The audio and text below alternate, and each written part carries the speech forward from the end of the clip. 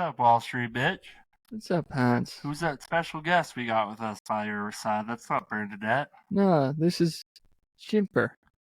All right, well, we're going to go right into this episode. Thanks. Nice to meet you, Chipper. You're a cute little pup. It's Chimper. Chimper. Okay, nice to meet you, Chimper. You're a cute little pup. This episode, we're going to have on Aaron Malone, a.k.a. Pizza Mind, and then we're also going to have on Adam Bitcoin. You can find them both on Twitter, Aaron Malone and Adam Bitcoin. And we're going to talk cryptocurrency and all the other finer things in life. Woo. Hi, everyone. Hey, Aaron. Sorry, that was our little intro song there. How are you doing? Good. How are you? Pretty good. Thanks for coming on the Baptize machine. I'm Hans. This is the Wallstreet Bitch. Welcome. Great to meet you guys. Thanks for having me. Yeah, you too. So to be honest, we're not super versed in like crypto and everything, but to learn more about it and just share more about it with people. We had a podcast that we ran like kind of during COVID times, and then we took a hiatus for about 2 years. But the last person we actually interviewed relating to cryptocurrency was John McAfee, and he's talking about like that Schwack coin and everything. But we can definitely dive into that later. Usually we start by having our guests give us a little bit of background on themselves and everything. So I know you go by Pizza Mind or Aaron Malone. So if you want to just kind of give our listeners a little background. Yeah. Great. Sounds good. I'm happy to answer anything related to crypto. That's pretty much my whole life, for better and for worse. Nice. Are we with? I think Adam should be here soon, but yeah, I know you're familiar with Adam, Aaron. So maybe, do you have any like You want to move intro you want to share? Yeah, I think you can see me here too. Yeah. We just happen to be in the same Telegram channel that we just a couple months ago. So I don't really know him that well. We've only had like one conversation, but he sent me a message and invited me to come on this podcast with you guys, and I said, yeah, sure. Any way I can help spread the word of crypto and, save people from throwing their money into scams or getting hurt as they're new to the space, I'll do whatever I can to be a good shepherd. So here we are. Yeah. Like Hans said, we're both very crypto illiterate. Like I dabble with Bitcoin and Ethereum and some of the other bigger coins. I've always lost money. I've heard that there's some kind of bull run in the next couple of years. So we'd love just to learn about like what you're looking at. How can the average person sort of start with, a couple $100 and actually, make money in this space? Or if that's not possible, then we'd like to hear that too. But how did you get started in crypto? Great. I got started in crypto in 2010 mining Bitcoin on a CPU. I was on different hacker forums and things from IRC, and I heard about this thing and started giving it a try. Like, and it's very in the first 6 months it came out, and it fried my computer. And I was like, this thing is fucking stupid. And I never thought about it again until 2017 came around. And I was, I'll tell the whole story, when we're live, that'd I guess. Be great. Okay. Yeah. Oh, we are live now. We're live, and we could fill Adam in if we're waiting. Yeah. Well, I guess maybe we should wait for Adam to get the full backstory here. I just messaged him he just said we're on for 7, right? I think he's Eastern time. Yeah, so he messaged me a minute ago. He's probably taking a shit. Yeah, probably. How's the weather in Texas now? It's gloomy and gray, rainy. Yeah, it's perfect. We're in Denver. It's very gloomy here as well. Oh, nice. I'm actually going to be there in a couple months. Oh, nice. Let us know. Maybe we could grab a beer.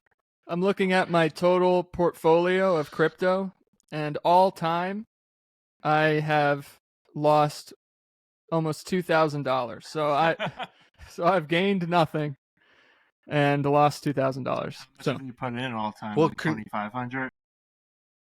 I have no idea. No, probably much more.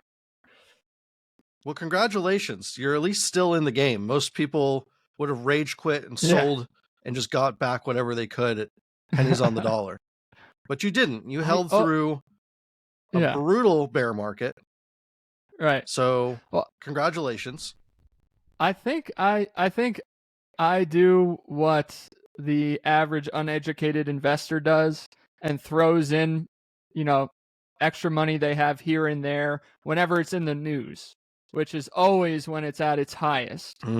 Yeah. And so, that's what happens. For sure. All right. I guess we can give Adam a couple more minutes and then we'll begin.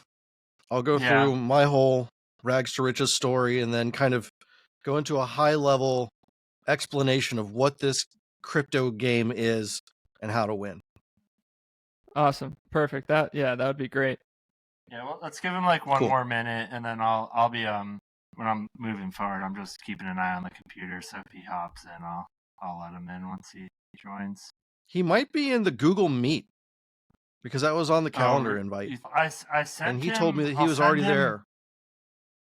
Yeah, he said I'm there to me too. I don't know if it's let me check Google too. I also want to learn about Web3 a little bit. Great. Because my Coinbase account, Joe opened a Web3 wallet. I have no idea what that means, so. Happy to explain. Great. Just send him the link. Oh, there you go. Yeah, I sent him the link twice, and he's not in the Google Meet, so I think we could just go forward, and then if he shows up when he shows up, great. If not, happy to have you, Aaron. Yeah, we can have a great conversation, just us three. Yeah. For sure. All right. So yeah, Aaron, we'd love to hear just some background about your kind of rags to riches, your crypto story. Yeah, so as I first found out crypto was 2010, Bitcoin had just came out. I started mining it on my computer, fried my computer. And at that point I was, very poor. So the concept of buying another processor for another $150 was literally heartbreaking. And I was like, I'm never fucking with this shit again. Fast forward to 2017, I was on disability for over a year with a head injury. I couldn't even stare at a monitor for more than 2 hours without getting hallucinations and headaches and having to take a nap. I was in a real bad way. How'd you get your head injury? Was it like a car crash or something? No, it was just a freak accident in a hockey game. I turned the wrong way into some guy who's flying the opposite direction who was much bigger and split my skull right here. Yeah, the funny thing is I still went out for my next shift and then the guy skating at me with the puck, but he had no facial features that I could make out. So I was like, oh man, I'm fucked up. I need to get out of here. So I did, the only thing I knew how to do is I just fucking leveled him. Got the penalty. He jumps up ready to fight me and I just skated off the rink and went home. Damn. But anyway, so a friend of mine reached out to me at that time because I was starting to recover, but I'd had no luck finding work. I literally put in 700 job applications over a year and a half for things I was well qualified for and even overqualified for, and I got nothing. So at this point, I'm literally a signature away from bankruptcy. I've gone through all the classes and I've got the form right in front of me all filled out. And I just feel like, I don't owe that much. Like, let me bet on myself one more time. There's got to be something that comes along for me. And sure enough, I got a phone call shortly after that from a friend of mine who says, hey man, I know you've been down on your luck right now, but I've got a business proposition for you. Let's go into building Bitcoin mining rigs. I said, Bitcoin? Is that fucking thing still around? And he says, yeah, it's actually doing great. And this was probably about June or July of 2017, right before the huge explosion when it ripped up to about $19,000. So I started researching everything I could. And man, I've made so many mistakes in life, but I don't make the same mistake twice. So I just went all in on learning how to do this stuff. And we started mining Monero because that was more profitable than mining Bitcoin on GPUs and other things at that time. And then I just fully immersed myself in the crypto industry because they were the only ones to say yes. everyone else in the traditional tech world was like, no, you need this certification or that degree, or we picked this guy instead, or someone from India is cheaper, whatever it was. So, but crypto is still very new. If you were willing to participate or do anything, like, you had a place. So overnight, I started working for 4 different companies. Wow. And it was amazing. I was like, wow, someone actually said yes to me. So I quickly learned everything I could. And I worked my way up to finally having one real full-time role at XYO Network over in San Diego. And that was the first company that I worked for full-time. And through there, I ended up becoming the host of the Crypto 101 podcast when the original founder didn't want to do it anymore, when he sold the podcast to XYO. So they picked me and my supervisor, Bryce, and we took the Crypto 101 podcast and built an empire around it, as well as a best-selling book, Crypto Revolution, sold over 100,000 copies. We've got almost 600 episodes of the Crypto 101 podcast now, and it's enabled me to travel around the world, teaching people about crypto, interviewing the smartest people in the space. And it's been a wild, wild ride. From there, I've been able to start my own venture capital group, hedge fund, and a couple other things that have really made crypto my entire life now. And I went from having no financial background whatsoever to now I'm teaching people about this stuff in just a matter of 5 years, which is a crazy, crazy thing to think about. Wow, this sounds like an amazing story, and I'd love to dig in a little bit. But my first quick question is, just so we can clarify for people, mining Bitcoin, that's the actual process of finding it out there and essentially scooping it up, or are you creating it? Like, can you, what does mining mean? Yeah, so when you're doing transactions across a network, a crypto network, you need some kind of computer that's going to do the processing of that transaction. And they need to have a way to know that this transaction is real, it's not fake. So what they use is something called a distributed ledger, in which case a blockchain. And there's hundreds of thousands, if not millions, of computers with the same copy of this blockchain that just shows account balances. So it says, Aaron has 1 Bitcoin, Hans has 1 Bitcoin, Wallstreet Bitch has, 5 Bitcoin or whatever. Yeah. And when these accounts are interacting with each other, they all need to agree at the same time that these things are happening. But you can throw junk in there. You can try and trick the network. But if, 100,000 nodes say, no, my copy is correct, these 2 or 3 over here that are trying to say something different, they're wrong. And that's what's called consensus.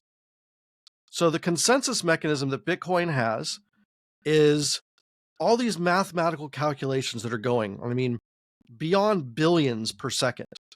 So it's extremely hard to try and spoof or trick a network that's doing stuff like that, which is why the NSA and the CIA haven't been able to break Bitcoin in its existence, because of this proof of work consensus that it's doing.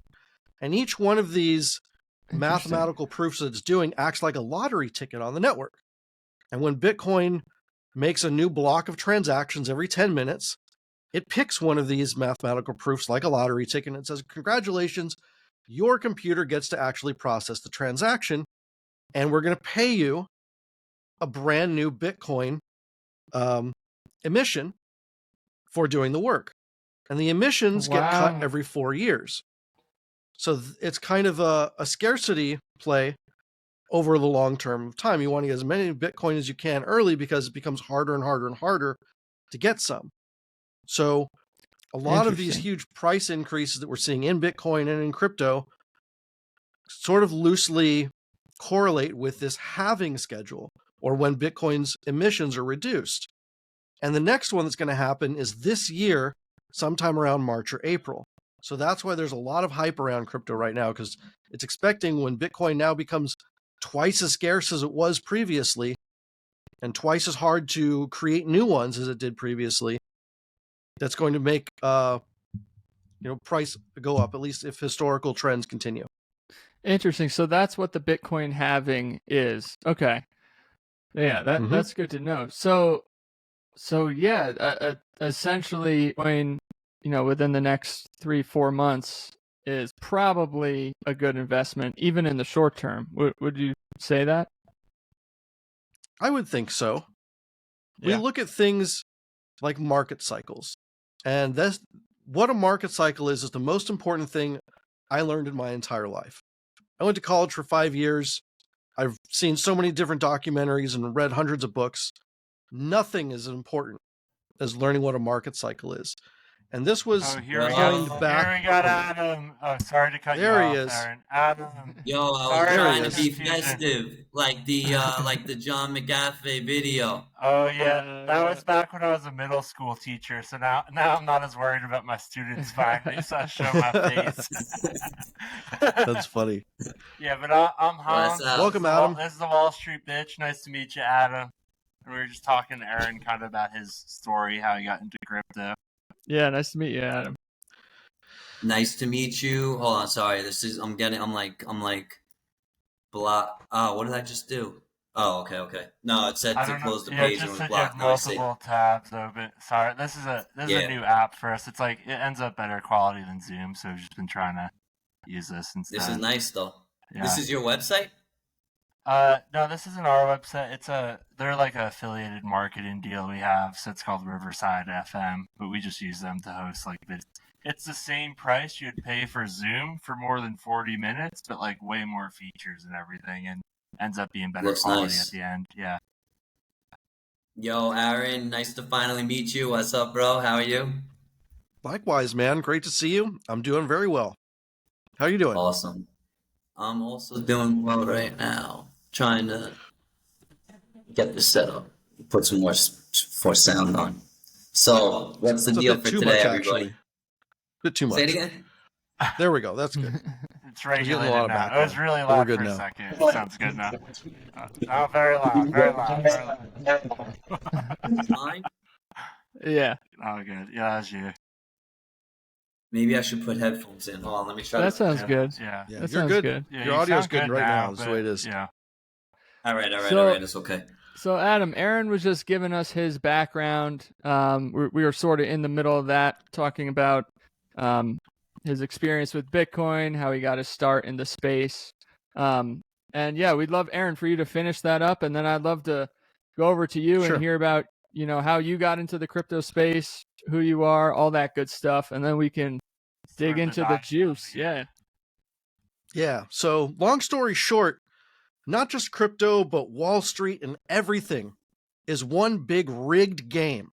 The whole thing is rigged, but it's rigged in a really, really long time frame where the average person can't even comprehend it. They don't have that kind of attention span. And we're talking about like 4 to 6 years for a whole cycle to go through. And this is how the rich get richer and everyone else loses their ass. And this was detailed by a stock runner called Richard D. Wyckoff, who was in the middle of all this stuff in the early 1900s. And the same game is still played today. And he described these 4 periods of a market cycle as accumulation, mark up, mark down, or distribution, and then reaccumulation. So right now, we're in what's being called the bull run, and we're probably in the second inning of it. Each inning, in my opinion, is about a quarter or a season, 90 days. And that means we've got like 2 really good years ahead of us as the accumulation phase is over, and now prices are beginning to get marked up. And what this means is most of the supply of crypto is in the hands of people that know how to manipulate markets and set markets. They just spent the last 2 years buying at 90% off, 99% off, and spending a very, very long amount of time to not move the market while slowly moving billions and billions of dollars into these tokens. Now they get to mark them up and jack them up as high as they can. And that's what we're going to see over the next 2 years. Wow. So talk about this cycle real quick, because I just want to make sure that our listeners understand this. So at first I heard you say 6 to 8 year cycle, and then there's like mini cycles inside of this cycle. The 9 innings, and each cycle is one game. So like the mini cycles an inning. That's kind of how I look at it. Okay. That's kind of how I look at it. Now, these are not perfect. There's a lot of other factors that play in, like elections and general macroeconomic stuff that can kind of make things a little bit longer or shorter. But what we've seen, at least in crypto, is a much faster moving cycle as opposed to real estate or precious metals, which can take a lot longer. Oh, and interesting. I see. Crypto's cycles kind of go around Bitcoin's 4-year halving schedule. So we've had 2 years of bear market. Now we're kind of getting into the first year of a bull run. And then we're expecting next year is going to be even better than this year before things literally just fall off a cliff. And you could see the entire market tank, 50% in a month. Right. In 2026 or maybe even towards the end of 2025. Interesting. So but it's still a pretty good time to get in right now. And will probably be pretty good for the next 3 months until the halving. Is it fair to say that there's still some coins out there that if you put in $50, you can come out with, $2 million? Or is that era gone? Era's not gone, but you definitely have to know who you are in this space.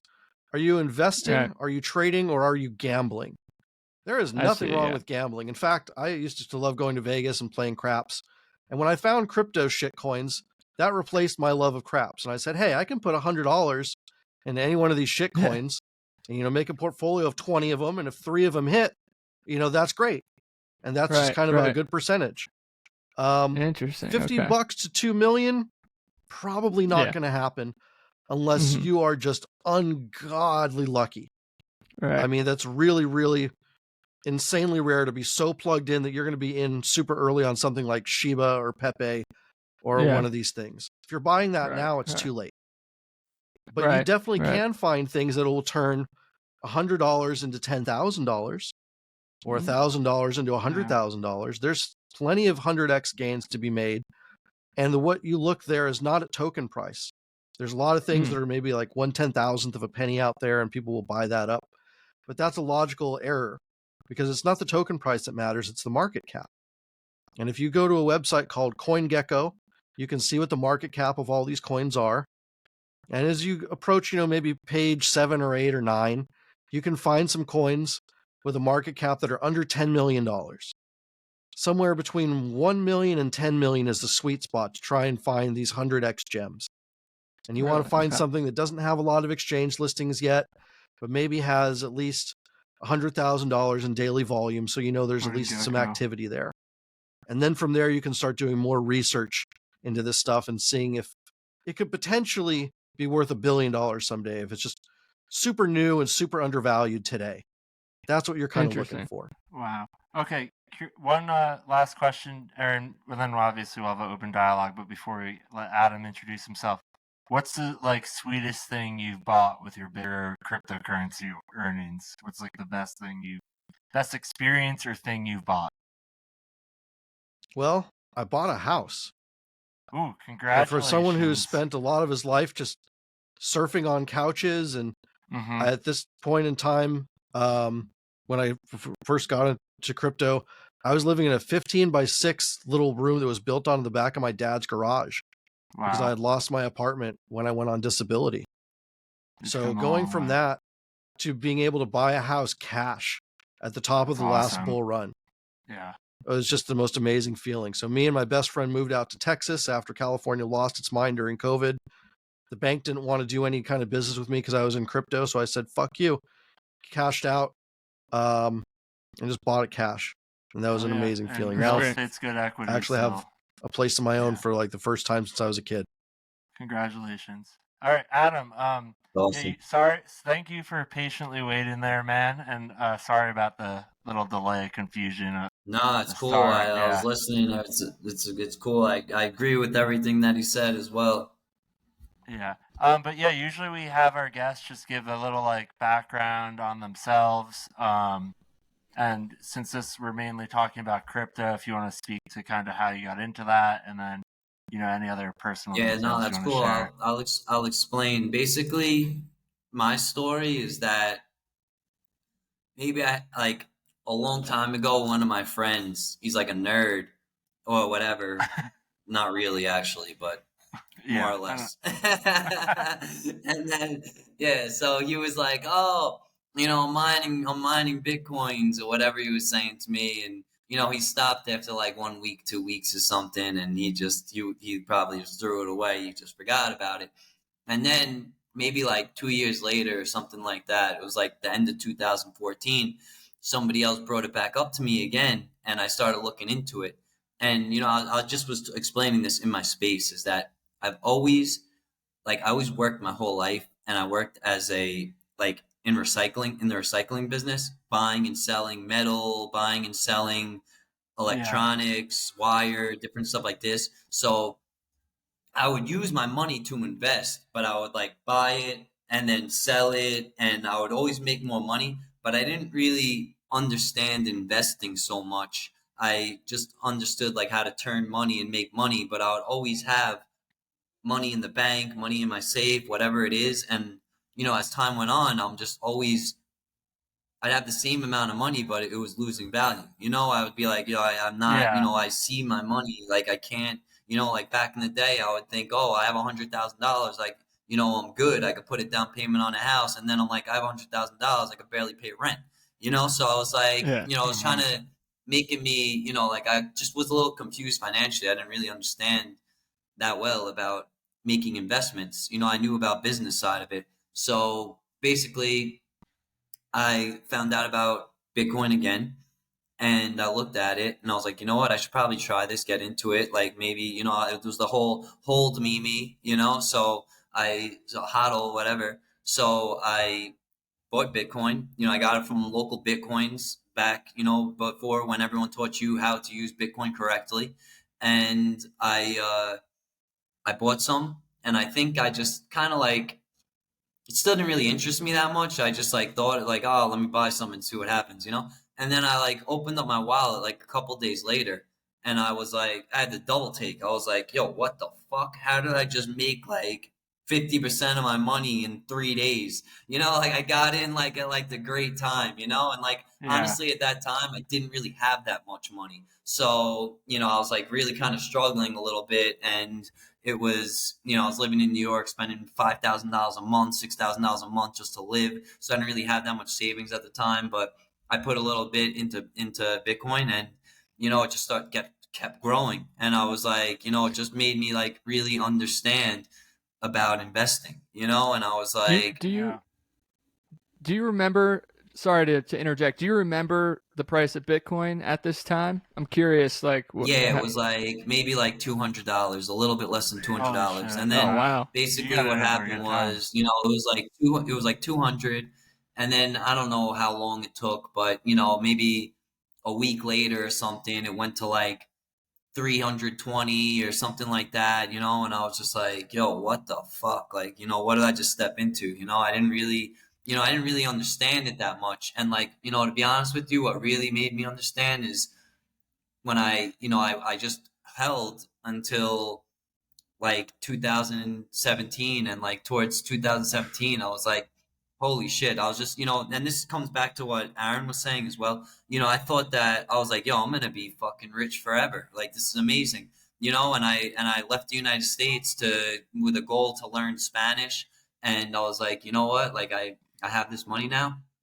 I can, it's international. I can travel, whatever. So I went to another country to go just take a little break from New York life, from working, from all that, and just take a little, I was oh, I'm going to move to a third world country, live cheap, learn a new language.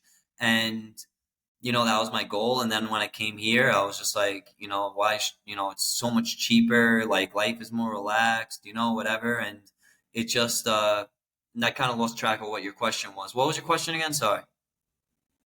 Oh, no, I was just asking at what price point did you get in? Oh, yeah, the price. Oh, yeah, so whatever. So basically, I wanted to bring it back around to what he said as well, is that, I actually had that kind of toxic Bitcoin maxi mentality and hold mentality, which I was taught, and I didn't realize, I kind of, I missed out on Ethereum. I missed out on all the ICOs because I kept hearing, oh, they're shit coins. They're going to go to zero. They're scams, and I believed everything. I didn't really know that much. And I saw that my Bitcoin was doing well.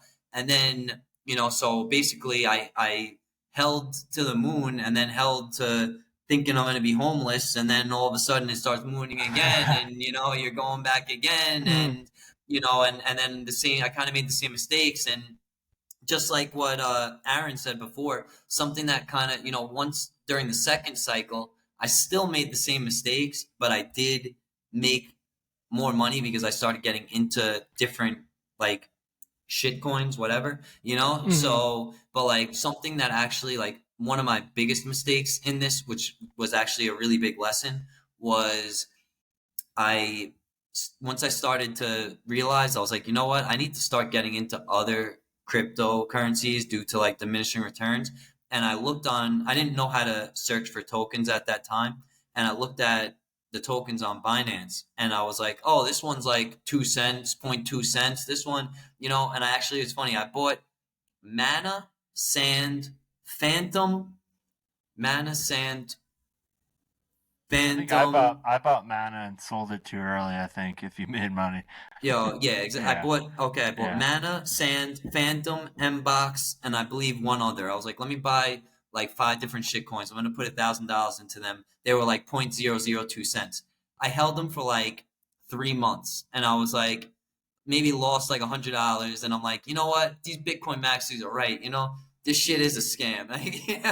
So I sold it all, and then like during the middle of the bull run, or like towards the end of the bull run, I start seeing Decentraland on the news everywhere, and I was like, isn't this the one I fucking had at 0.002 or $1,000? And I fucking didn't start doing the math, and I was like, yo, that $1,000 would have been $250,000, and I'm listening to these fucking idiot maxis telling me all this shit, and I'm like, and it just opened my mind up even more. And then I started getting into like, like some shitcoin stuff where I lost my money on that too because I didn't really know what I was doing, but it's all lessons along the way. And like, now I realize that you either have to, be a founder and build your own projects, or just do the research correctly, find those projects that are lower cap, get involved in 5, maybe 10 if you can handle that much. And, even if it's just $100 or if $1,000 in each of them, if you hit one of them and it goes to the moon, $1,000 turns into $250,000, just like it would have been. So you can risk $5,000, $10,000, and it turns into $250,000 in 2 years. But that's the thing is that although I am a proponent and I do believe that Bitcoin is going to be the world reserve currency, and you should always hold a bag that you never sell, do sell for dollars on the way up, just to be sure that if something does happen, a black swan, or the price crashes or whatever. I'm a little sick, excuse me. So I would have targets and price points that you're gonna sell certain amounts at. But if you see big drops, buy back in, but yeah, I honestly, I believe that cryptocurrency is the future. I believe that we're so early that it's just insane how early we are still.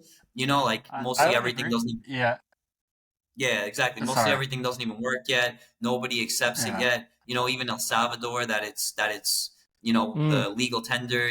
They're only using it for money transfers, if anything. They're not using it as currency or anything like that. So it's we're extremely early, and the fact is, it is currency. It is eating away at the traditional financial system. There's another something I learned the other day, which I never realized, is if you look at the Bitcoin charts compared to certain currencies, like the Argentine peso, for an example, they're already hitting all-time highs due to their inflation. So, some people don't even know that, the all-time high compared to the dollar was 69,000 or whatever, but they're actually already hitting all-time highs in many countries that have high inflation. So it's the best store value that there is possible.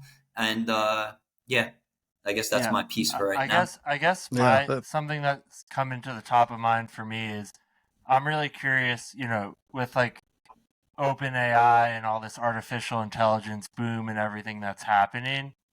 I do think we're moving closer to this currency, and also maybe people not really working jobs that once existed once that start coming in and everything. And like, you know, some people think it's going to be like 50 years, 100 years. I think it's going to be like 3 to 5 years because of exponential growth with technology. So I'm just curious. I'm just curious how AI has like been impacting the crypto market. If there's like AI generated crypto harvesters, if there's AI trading bots trading that are like harvesting their own cryptocurrency that a person's not in. Like, I'm just wondering what's going on in crypto at that sphere of the universe. AI and crypto does have a place together, but it's still really, really stupid. The AI that's out there is not able to even come close to replacing the work of like a human child at this point. Agreed. Other than something called generative AI. And that's where you're seeing all this new artwork being created from text prompts and things like that. Or maybe AI that's editing an essay or a blog. Very, very simple tasks like that. But when it comes to crypto, there's been many AI trading bots out there. You know, even since I got in, there was something called Syndicator. I don't know if Adam remembers that piece of shit. I'm not sure. And then there was Numeraire and all kinds of other AI trading bots that people were like, oh, AI trading, let's do it, and lost their ass. So it's nowhere near ready. 3 to 5 years sounds like a pretty good time frame, though. I'm an advisor to a project called Thought AI, which is trying to actually create a world for digital life and digital life forms to interact with human beings. Trading could be one of the things that these AI agents are trained to do, but it requires a human trader to actually train them like you would a replacement in order, and then they're only going to be just as good. The only thing that AI has over humans is they can be kind of omnipresent and look at 1,000 different charts simultaneously, where we can only really look at like one or two overlaid before it just becomes too much information. Yeah, so with that AI talking about, do you see like humanity's end as like artificial intelligence just transcending humans? No, it's just a tool. It's just a tool for people to use, just the same way that cars and steamships were. And but for that matter, like even if it was to take all the jobs that we know today, humans weren't meant to slave away doing menial tasks for other people. This is a very unique experience in species compared to all others that we've ever seen before.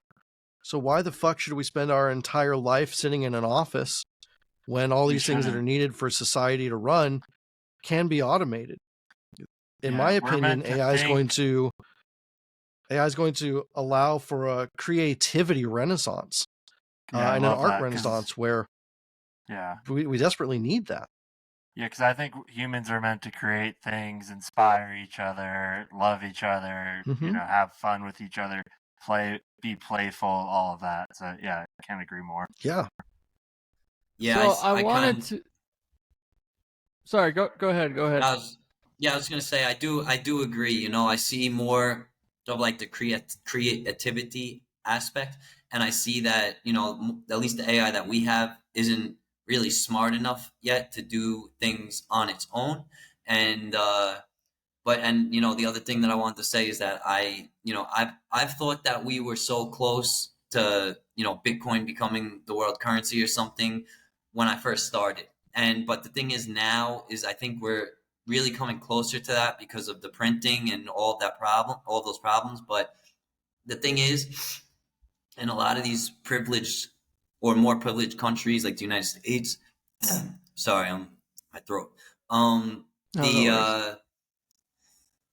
In more privileged countries like the United States, they're not, you know, the people aren't getting it. They're not understanding that Bitcoin is, you know, something for freedom. And, you know, while I see, you know, they think, oh, I'm gonna keep my money on Coinbase, and then if Coinbase shuts down, I'm gonna sue them and get my money back. You know, that's their thought process, which isn't smart. You know, and you know, while I see other people like Nigerians, for an example, or maybe some Latin American countries, you know, but it's a little harder because most of them don't speak English and they get their information secondhand, which is harder.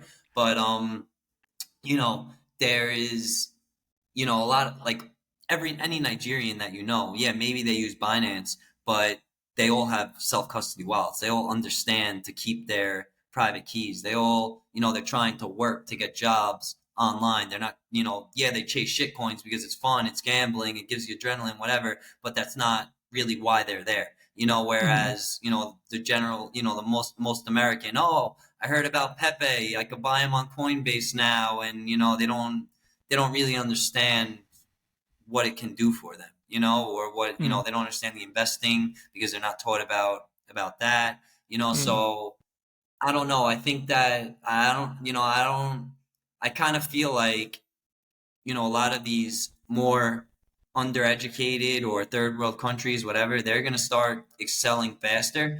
And, if like, knock on wood, or hopefully like nothing ever happens to the dollar or the American people, but I think they're going to be forced into a bad situation, either with CBDCs or hyperinflation, where they're going to have to learn really quick while other people already understand, I don't know when that's going to happen, but it does seem like it's getting harder by the day, and how long are the people going to put up with it? What are they going to do? Rent a house and live 20 people in a house, and then all of a sudden start realizing, like, how can I fix the situation? So yeah, no, even actually, it's better to be 2 years early than a day too late.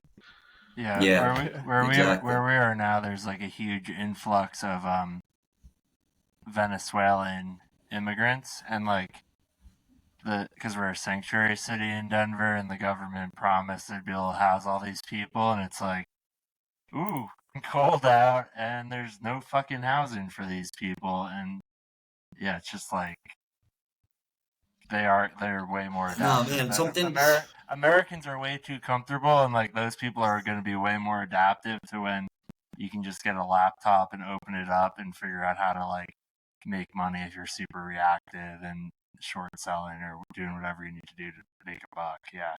Exactly. That's where I completely agree. The Americans are too comfortable. They don't understand what it's like to, they don't understand. They're not going to understand because they have always had their dollar. They've always had their job. They've always had their food. And, they think that, oh, I could go to college, I could get a job, whatever.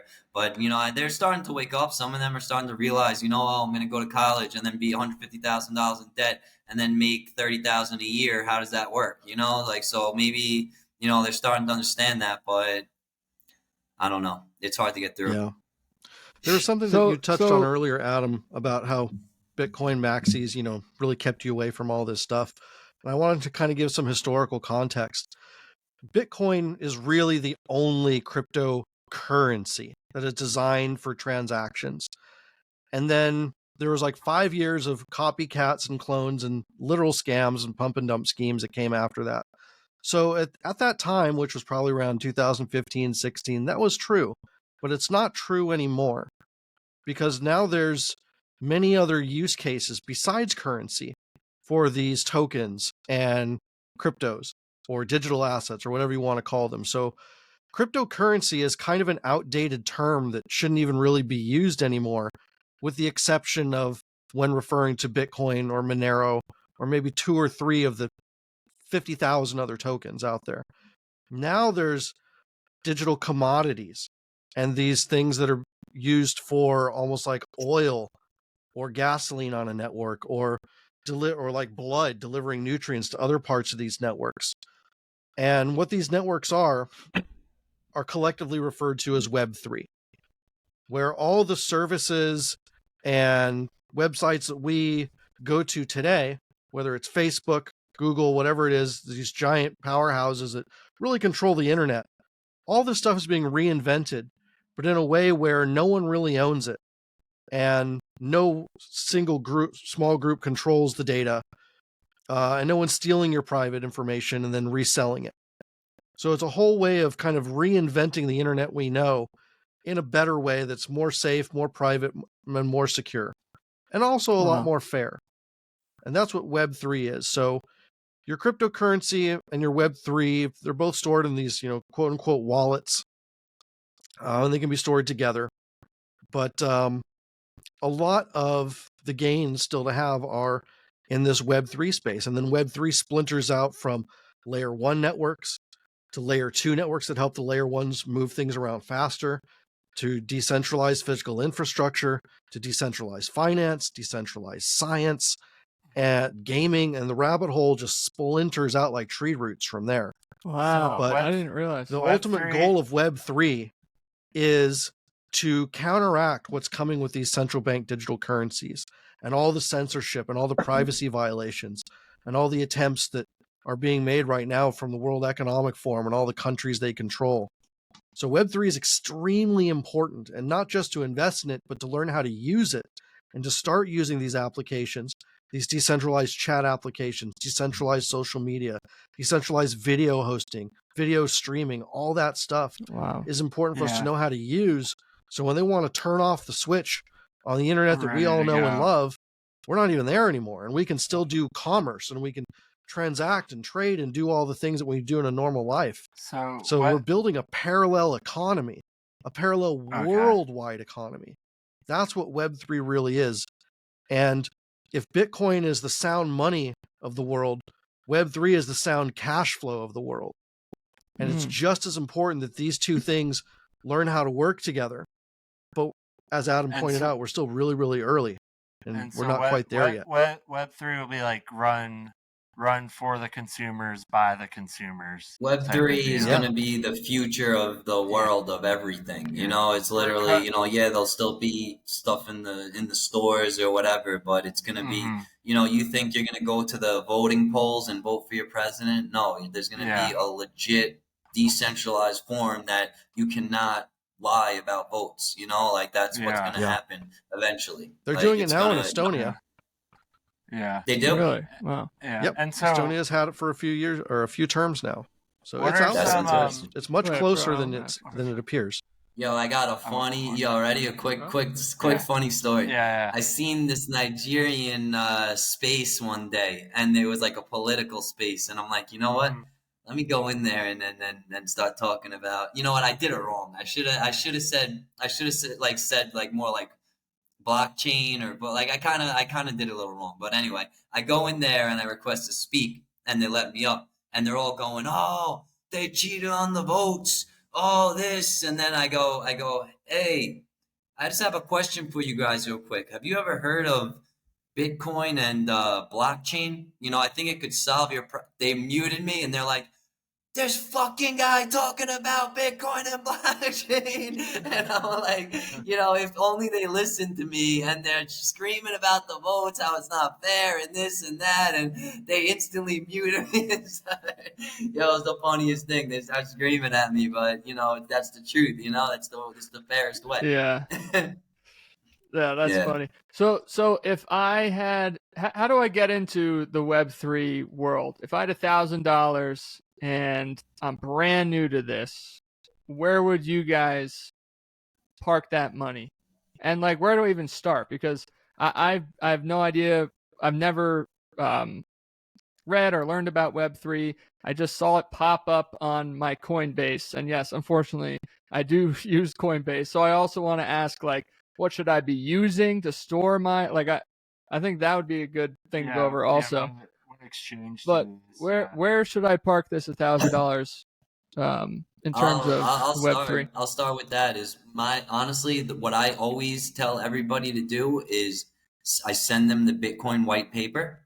I say, go to bitcoin.org, not bitcoin.com, and read the white paper. You don't need to read more than 3 pages, 4 pages, because the rest is just mathematics, scientific stuff, whatever. You got to just read the first few pages to understand what cryptocurrency, crypto assets, crypto whatever you want, because there are different things. Like you said, crypto gaming, you need to understand there are differences between them, but at least understand that, and then go to an exchange, or better yet, go P2P, go peer-to-peer, buy some Bitcoin, or if you don't want to do Bitcoin because it's too expensive, the transaction fees, go buy Solana, go buy BNB, go buy one of the top ones, put a little bit of money into it, buy it on the exchange or P2P, better, and then send it to a wallet. Download a personal wallet, download Trust Wallet, MetaMask, Bitcoin Core, whatever it is,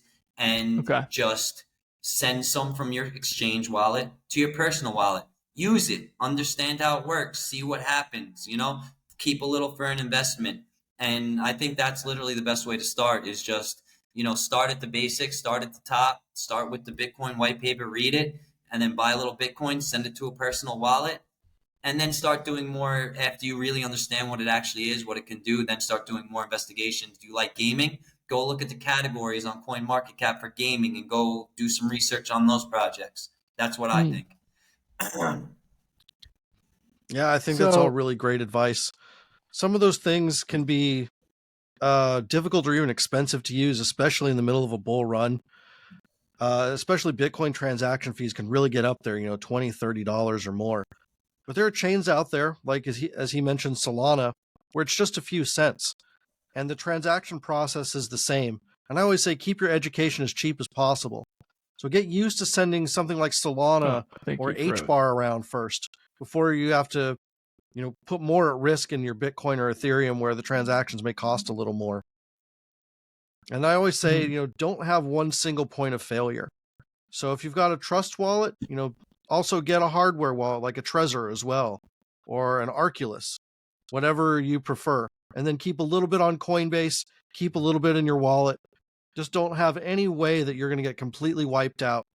And then the upside left is probably going to cover whatever kind of catastrophes happen. And also have a different wallet for your holdings that are long-term than what you're using for trading. If you're going to be claiming NFT mints or airdrops or doing DeFi stuff or any of these new things as you're playing around, make sure you're not using your holding wallets because everyone's going to get got at some point. Even me. There was one time I connected to a fake looking clone of an exchange. It was just the wrong URL, but everything else looked exactly the same. And it drained my wallet. Fortunately, I was using a brand new wallet and all I lost was the $100 in Ethereum that I had intended on trading. And the rest of my portfolio was safe. Wow.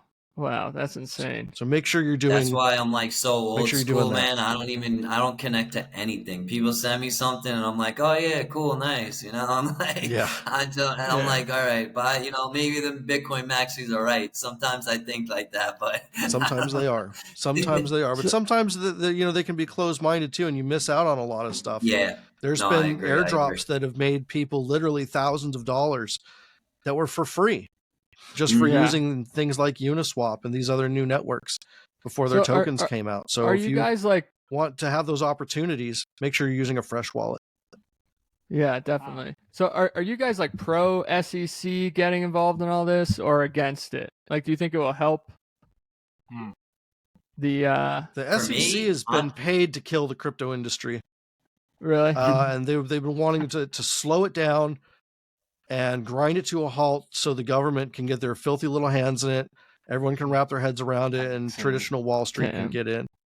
The SEC is nothing more than paid goons for Wall Street. Ready? I'll sound like a Bitcoin maxi. The SEC is good for Bitcoin because even if they are trying to kill it, they're putting more news around it. They're bringing it up every day. So it's not going to matter because you know what? Let me tell you something. My friend that lives in the middle of the mountains in Nigeria does not give a shit about the SEC. Americans care about that. And Americans are the majority of the capital or where a lot of the capital comes from. But it's not really China bans Bitcoin, the United States bans Bitcoin. Yeah, it's bad news. Yeah, it can affect the price, but that's not the world. So, more news around Bitcoin is most likely a good thing, unless, they really just go all out and make it completely illegal and all Americans are scared to use it or something like that. But yeah, I agree. I think the ETF thing is probably FUD. I don't even think they're ever going to do it. Who knows really what's going to happen with that? I don't know.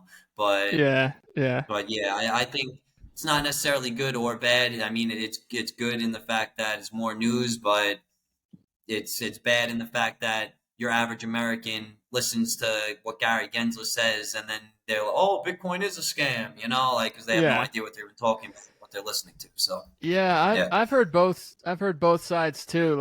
Some people say if the SEC does get involved, it puts legitimacy on the coin, so more people will invest. But yeah, I as the more government involved, probably the more muddy it will get. Here's the thing. Here's the thing also as well is that the SEC getting involved, the ETF thing that they're doing, that's not helping any American citizen or anything. It's helping BlackRock, because if they're buying the ETF, they don't own Bitcoin. They have nothing. They're buying, the BlackRock is buying more Bitcoins. They're getting stronger. And, these people, if the dollar does, let's hope that it doesn't, but if the dollar does hyperinflate or something bad happens with the dollar, and then the ETF is just worth nothing or whatever, BlackRock's gonna have all the Bitcoin. They're all gonna lose everything, and that's why Bitcoin is supposed to be self-custody, and you're supposed to understand how to use Bitcoin and not care what the SEC thinks or says, and buy your own Bitcoin and not invest in an ETF where you own nothing. Right. Yeah, that's true. Are you guys proponents of XRP? I've heard so many negative and positive things on XRP. I'm curious, what you guys think. I just wrote an article on my blog called 3 a.m. Pizza, and it's titled "The Biggest Scam in Crypto History," and that's my opinion of XRP. Okay. So, really, the too long didn't read version is Ripple made XRP back in 2013 when there were only scams that were coming out. I don't think they ever meant for it to last this long or for it to become so popular. Yeah. But it defies all logic of sound investments. There's no scarcity. Almost all the control of the tokens are under the hands of the team, versus, every project takes team tokens. Okay, so let's be real about that. But usually every team's taking maybe 10, 20% of the supply to fund further development. Ripple took 80% of the supply, and they've done no development or growth of the XRPL ecosystem, and instead built all these enterprise projects that don't drive value to the XRP token whatsoever. And then there's a ton of misinformation, not created by Ripple, created by the XRP community, to turn this thing into the biggest Ponzi scam in crypto history. Yeah, people on TikTok. So it's actually not entirely Ripple's fault. Yeah. Interesting. Let me ask you, XRP is the worst thing you could hold. Yeah. Maybe you know the answer to this. You know about that billionaire guy who overdosed and died, and I believe he had like $1 billion in XRP, and I believe with I don't know if the article is correct or not. That's why I want to know is apparently the wife of this man went to the Ripple Foundation and said, "Oh, my husband's a billionaire. He died," and they can actually retrieve the account. They can retrieve your seed. So, I believe that it's actually completely centralized, and they can retrieve accounts. They can retrieve seeds or literally take over your account. I believe. I don't know if that's true or not, but I can't comment on that. I don't know for sure if that's true or not. I don't think it is, though. I believe that. That doesn't sound. That doesn't sound. You can look true, it up. Look up the article about a billionaire Ripple holder who died. He died of an overdose or something, and that's what it says in the article. That the wife went to the Ripple Foundation and told them about the account, and they went in and retrieved the account for the family. I don't know if that's true or not. Interesting. I don't know. I don't know. So I know we're sort Ripple, I don't know. It's the same thing as, if you're cheering for the bankers to make Ripple the world currency, then then all right, that's your thing, But that's not really what I'm. Ripple's entire case now is to become a ledger for central bank digital currencies. So to support them is literally supporting human slavery. And I say that with completely deadly serious. If you support Ripple, you are supporting the future of human slavery. Period. Interesting. Every dollar that you invest, every dollar that you invest is a vote of power towards what you're investing in. And there's so many ways to make money in this space that you have a lot to choose from. So you can't justify this by saying, well, I'm just trying to take care of my family. No. Right. You're literally supporting human slavery if you support Ripple. Period. So are you guys worried at all about quantum computing, and is Web3 the answer to that? A lot of talk of, once quantum computing gets to a certain level, Bitcoin is done. Is that a real fear of yours? No. Quantum computing right now is so freaking far away that it can't even come close to doing the mathematical computations to keep up with what the Bitcoin mining network is doing. However, let's say they were to do that, and the SHA-256 algorithm that Bitcoin uses was able to be cracked by quantum computers. All Bitcoin holders need to do is simply shuffle their wallets around every couple of years, because it's not like this thing's going to be able to crack it overnight. It might just go from never being able to crack it to maybe taking 10 years to crack it, or maybe 1 year or something. But you can simply have wallet rotation. You can upgrade Bitcoin to SHA-512, and then all the work they've done in quantum computing goes out the window. There's many, many ways that you can counter that. And there's already quantum proof things in Web3 and quantum proof ledgers that are out there right now. Just early in advance of this stuff. So it's nothing to worry about. That's good. Yeah, I that's also good. agree. And that's, it's you know, if quantum computing comes out, like what you're already at the threat of CBDCs. So if they destroy Bitcoin, if the dollar's destroyed, then I think you're probably going to have worse problems than that. That's why I live in a tropical country, because at least I could eat the fruit off the trees and go fishing or something if it gets that bad. So it's really not, that's not what I'm worried about. Where do you live, if you don't mind? I live in Colombia. Oh, wow. Dude, that's my actually, dream. That's why I moved here. That's why I was the one talking to you on Twitter, and then he was just. It's honestly, it's beautiful here. I love it. You know, it's everything. You know, the thing is if I lived in New York, I would be broke in 1 year. You know, but if I live here and I could live in a cheap place, I could travel around cheaply. You know, I go buy $5 worth of fruit and it's a bag like this for 2 days, you know, and what am I going to buy in the United States? 2 apples for $5 or something, you know, like, so you sound like you're from the Northeast, like Long Island, maybe. Yeah, I'm from New York. That's where we're from. Yeah, I'm from New York. Jersey, on the other side of the Hudson. Right. Yeah. I quickly wanted to ask your opinion on Richard Hart, the creator of Hex. Is he just like a piece of shit in the crypto community, or do you think like legit? I don't know much about him, but I know he's a shit on guy, if that's the right word. Yeah. Well, Richard Hart basically saw what Ripple did and figured people are stupid enough to buy anything. And he played into kind of the classic tropes that people fall into in crypto, and made a giant Ponzi scheme, and was very easily able to siphon away billions of dollars during the last bull run. And now he's a wanted man around the world. Yeah, he's on the run, right? Yep. I don't think anybody really even knows. And you know what? Honestly, I have, you know, my whole thought about it is similar or exactly what he said. You know, it's like he probably made this so he can get rich and he can brag. You know, he found a community of a bunch of, like, you know, people that don't know what they're doing, whatever. You know, I guess he built his own thing. Maybe he believes it's good. I don't know. But you know what? To be honest with you, I'll tell you that, you know, similar to John McAfee, you know, he is like a rebel and he is standing up for himself and he's not taking any shit from anybody. So I respect that. You know, I don't really know.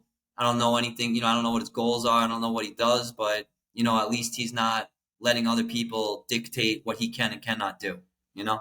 Yeah.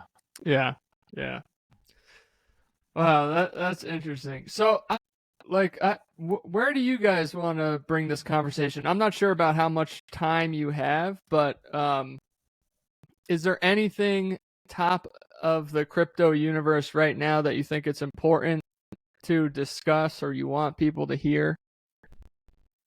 Yeah, I would just say, don't believe anybody in this space. Do your own research. There's a lot of people out there that are just pushing their own agenda or are paid to push other people's agendas. You really need to understand the concepts of scarcity, supply and demand, and very basic economics. Learn about market cycles. You can, Google Wyckoff market cycles. It's a very short read. And when you understand how the game is rigged, you start seeing these little signs. And there's going to be a lot of deep drops on the way up as well. There's even scam wicks where, in an hour, price can move 25%. and trigger stop losses or liquidations or all kinds of different things.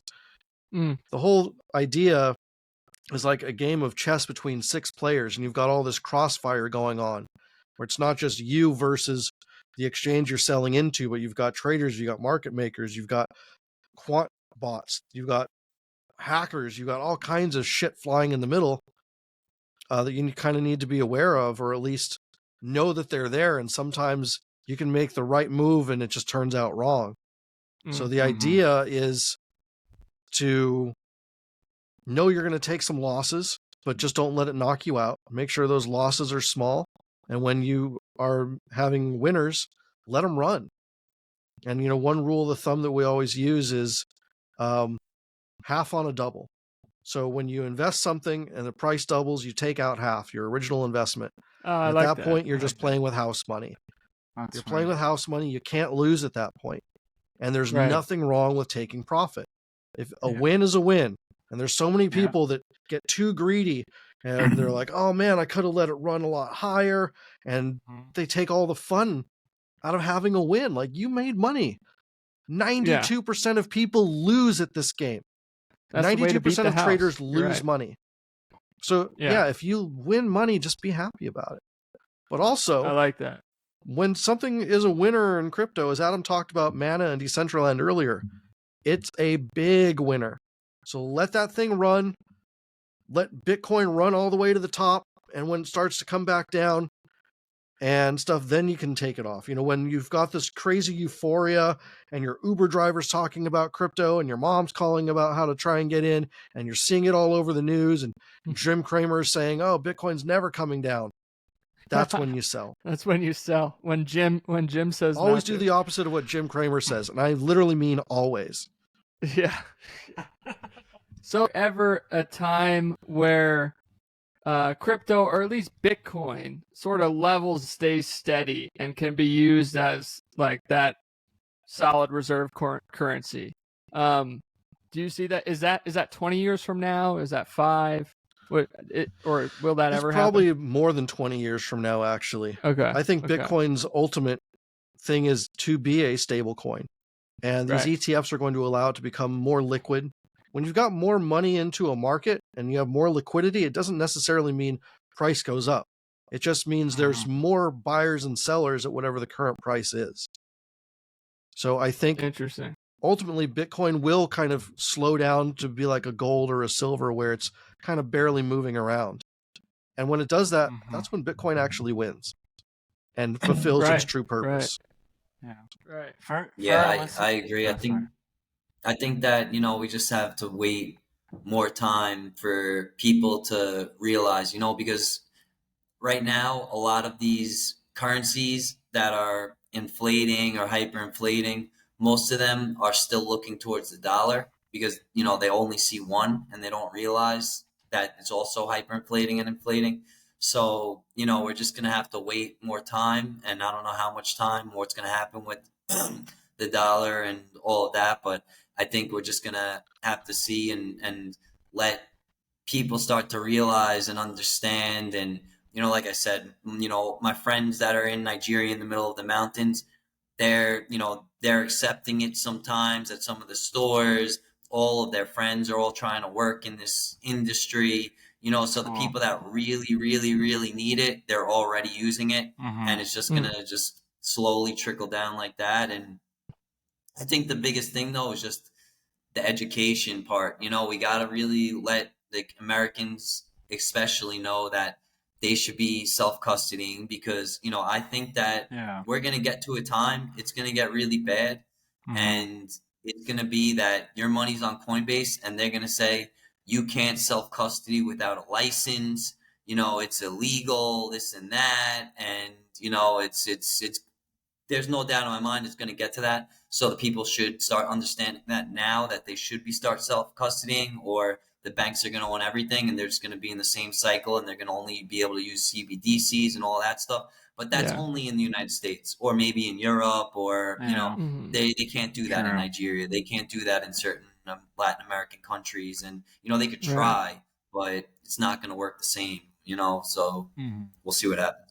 Yeah. In a sense, like, Bitcoin is the first glimpse of sort of like a free future world that's decentralized, like you guys were talking about, which is awesome. But it's going to get rough before we can get there. I recommend watching a documentary called Thrive. What on Earth Will It Take? Okay. And this is available on YouTube. It's got like 17 million views. And it talks about the true nature of our world from a lot of different angles. Historical, political, economical, from a science perspective as well. It's really probably the easiest red pill that anyone could ever swallow. But they talk about money in there. They talk about Bitcoin. And Bitcoin really is the first escape hatch from economic slavery that humanity has ever had. This is our first chance, maybe not our only chance, but I really hope we don't blow it. In the meantime, it is still difficult to transact in Bitcoin, and we need to be making tools that make it easier to do business in Bitcoin. If Ab and I want to send Bitcoin to one another, we know how to do it in our sleep. But to be able to go to a Starbucks or to pay the electric bill, it's still kind of a long ways off. Right. Yeah. Right. I agree. Yeah. Real quick, so it's actually Wallstreet Bitch's 31st birthday, and his grandmother flew into Denver to surprise him, so he's got to leave. But you guys stay on. Yeah, I'll wrap things up with you guys. It's a total surprise to us, so I'm sorry about that. Happy birthday, Grandma. Happy birthday, bro. Yeah. She's like, thank you. No, it's his birthday, but his like 90-year-old grandma is visiting from the East. No, but honestly, it was a pleasure meeting both you guys. I love this topic, and I'd love to really delve deeper in the future. If you guys want to, with a longer podcast. Anytime. But Hans will. This is just, in my opinion, like the coolest subject on the planet right now, which is why we need to spread the word about it. But very nice to meet you guys. Yeah. All right. Likewise. Seems to be true See you again soon. Yeah. All right, guys. Now we're gonna get into, we'll kind of do a few last questions, wrap things up, whatnot. But I guess one question, Wallstreet Bitch, he has his name for a reason. He knows a lot more about economics and finances than I do.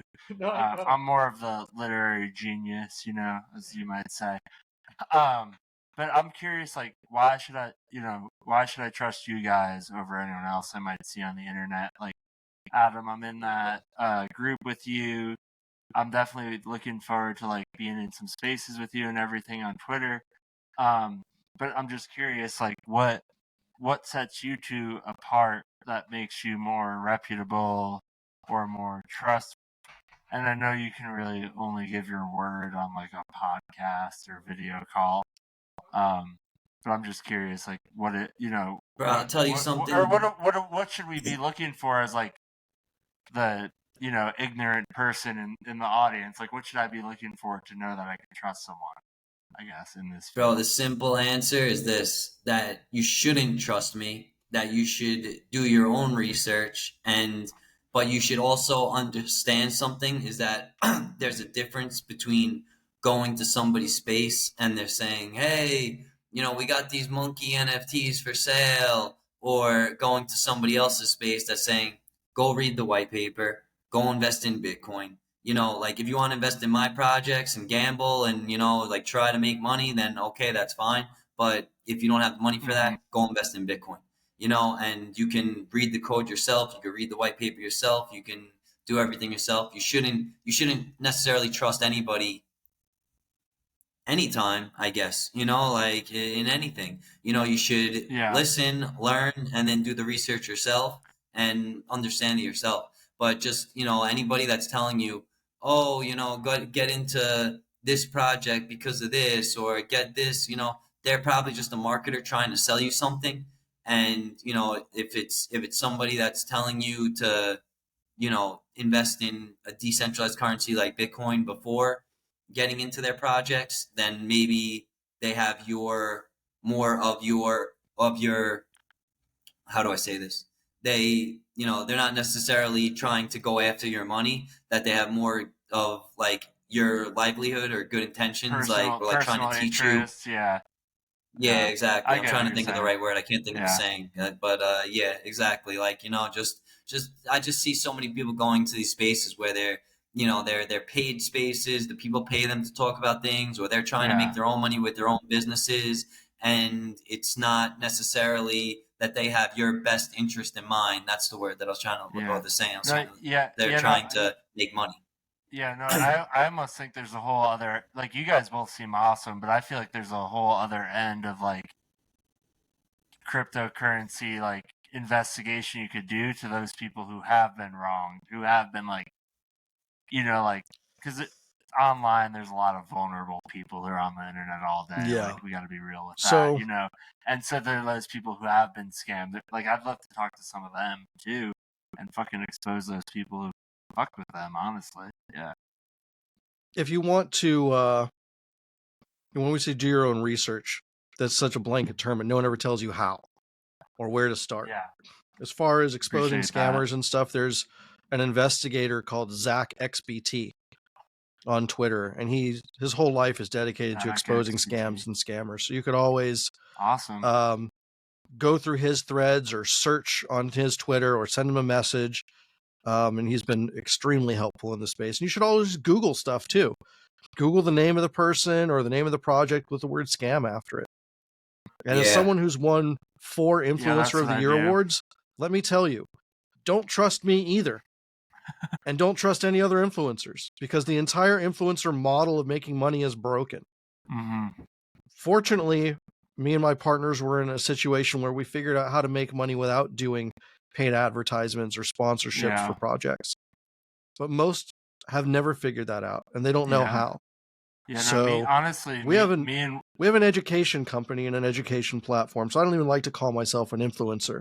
Yeah. But knowing all of them out there, there's maybe 1 out of 10 is a really good apple. Mm-hmm. And the rest are really enthusiasts just trying to make money and get by in life, but they don't really know any more than you do. Yeah. Man, I went into somebody's Twitter space the other day because I tried to teach somebody about something and they didn't understand. And these guys are, you know, they have their own projects, everything. And I was like, how does this guy not know? So like, you know what? I don't care if it's rude or not. I'm going to go into the space and, like, without calling them out directly, I'm going to teach them in front of everyone's space. So I go in there, and this is the type of space that they have 500 people. They have 3,000 people sometimes. And the guy has a multi-million-dollar NFT project. He didn't even know that you can change the chain from Ethereum to BNB on MetaMask.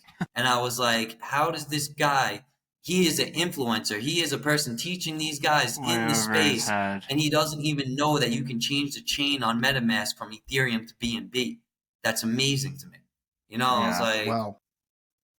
Yeah. No, crazy. honestly, our podcast is all about just, like, hearing people out, and we've been monetized twice before, but then we put up, like, I don't know, we've been labeled a right-wing podcast, which, like, I don't know, but then also, like, I had the youngest social media influencer on, who's this liberal kid, come on our podcast, and so I don't know what we are. We just listen to everyone, I guess, and let whoever say whatever. But we've been banned for our John McAfee videos, and then recently we had, like, a conspiracy theorist lady who, like, I didn't agree with at all, but she said Obama's chef, like, had sex with him, and that Michelle Obama's a transgender.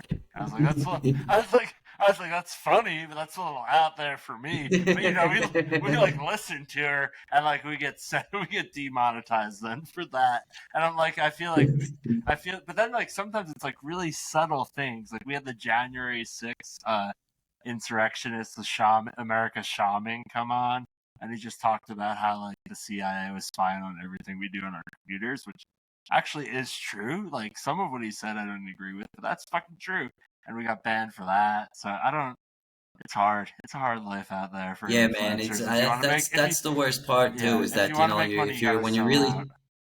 Sorry. Yeah, I think it's when you're trying to tell the truth, and when you have people on there, like, you know, everyone's gonna try their hardest to make you seem like you're crazy and make you seem like you're the bad guy. They're gonna, you know, that's how it always is, you know. And I just want to bring up the one person, like, Andrew Tate as an example. Maybe you don't agree with him, maybe he doesn't have the best, everything is the best that he says, but nobody can deny that he was attacked and jailed because of the things that he was saying. Yeah. Like, I don't care, why would you, even if he did do something 6 years ago or whatever it is, why do you have to try to, like, hurt his name on the media, bring all that shit up? It's obviously a targeted attack because they don't want you saying the things that you're saying. And that's Adam, I do have to ask, the teardrop tattoo, what's the story? Nah, I don't know. No story there. Okay, that's for me. Okay, I had to try. Yeah. You're in Colombia for a reason, bro. No. Yeah, the story's just something that I gotta remember. Yeah, that's fair, man. But I don't know. It's not what you think. Okay, all right. Yeah. Well, I really appreciate you guys coming on. I think Wallstreet Bitch I'm gonna be out of town on this river trip for a couple. We're gonna kind of pick things up in February, and I'll try to get your guys' episode to drop like Sunday or Monday. It'll be on Spotify, YouTube, wherever, and we'll make some clips, post them out on Twitter. But really appreciate you guys coming on. I don't know if you have any last words or anything for us, and then also if you just email me like anything you want us to include in the description to find you on Twitter or wherever you're promoting your various coins, or just trying to have conversations with people. Happy to share that. I'll just say I'll share. Send me the link to wherever you're posting it on YouTube or whatever, and I'll share it around. I'll definitely get some eyes and get you some subscribers and stuff. And I really appreciate the opportunity. This is actually my first podcast I've ever done, so awesome. Thank you for the invite. Hopefully we can do another one soon. Cool. Yeah, Wallstreet Bitch is like super interested in the crypto scene, so maybe we could do an even bigger conversation. Bro, we're gonna make you a Bitcoiner, a believer too. You'll be a Bitcoin maxi in 1 month, all right? We could do like a before and after for me in a month or something. Yeah, that'd be good. Yo, and Aaron, nice to meet you too, bro. Thank you. I appreciate you coming on. Anything nice to meet you too, Adam. Thanks so much for having me on and getting me linked in with these guys. I really appreciate it. Yeah, it's cool. I know. I was like, yo, he's like, oh, I did the interview with McAfee, and you told me the same thing, and I was like, yo, this is like a match made in heaven. All of us right now, we got to do this. He was an awesome guy, man. Oh well, I guess I gotta ask this question. So like, Wallstreet Bitch isn't here. He thinks he killed himself. I think he was killed. Aaron, your thoughts? Without a doubt, I would put my own life that he did not kill himself.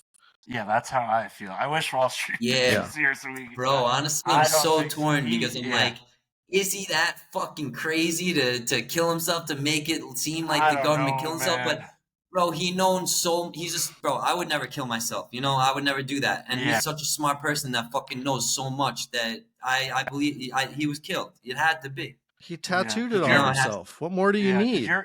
Did you ever meet Janice? Did you meet Janice too, Aaron? Yeah, she was on the podcast interview with us. Yeah, she was great. Wonderful lady. Yeah, I've been trying to reach out to her, but I haven't heard from her. But she's a very sweet lady. Yeah. I don't know. I saw that then documentary that came out on Netflix where like that other lady at the end said he was still alive, and like it's just no. I don't know. That could be another story. I don't believe her, but I think he's still alive. That's what I would say to that. Yeah. It could be another story too. Exactly. Maybe he paid the right people, but the thing is too, I don't think he's the type of person that would shut up either. I don't think I don't think he's gonna pay anybody. Yeah. He's not gonna shut up. He's not gonna pay anybody, and he knows so much stuff that I don't know. He's not the type of person that he's gonna get threatened and back down. He wouldn't go away quietly. I don't know him, but I think he got Epstein, but yeah, that's. I wish Wallstreet Bitch was here. Yo, don't compare him to Epstein, bro. No, I'm not comparing. I'm saying the way he got murdered. I know. I'm joking. I don't think. Yeah, I know. I agree, bro. I agree. Dude, I had a really good time. I had a really good time. Like Aaron, I learned so much from you. Adam, you too. Like really great time talking with both of you guys, and maybe we can make this happen again soon in the next month or two. So yeah. is awesome. For sure. Looking forward to it. In fact, I'd love to. I want to invite you both to ETH Denver, which is happening in early March. I'd love for you guys to immerse yourselves in the crypto world, see everything. There's going to be about 25,000 people there. Tickets are free if you sign up and apply. And then just absorb yourself into this rabbit hole. And then let's come back on maybe towards the end of the year and start deciphering all the different things you've seen and learned. That'd be awesome. Yeah, if you could just email us or send us on Twitter a link to that'd be great. Sure. I would love to. I'd love to meet you in person. That'd be awesome, Aaron. Happy to do it. Maybe you could come too if you're allowed in the United States. I don't know, bro. All right, that sounds good. All right, guys. Thank you so much, and the Baptize Machine podcast, and we'll all be in touch virtually. So appreciate you guys. Have a great night. Happy New Year. Thanks everyone for listening. Yeah, thank you. I appreciate it. I'm going to do a little outro song by this local artist we got called Grand Daniel. It's called Ohio, if it loads. But you guys can leave whenever you want to. Appreciate y'all. All right. Thanks, man. See you guys later. Thank you. Peace out. See you. We're going to do a song called Ohio by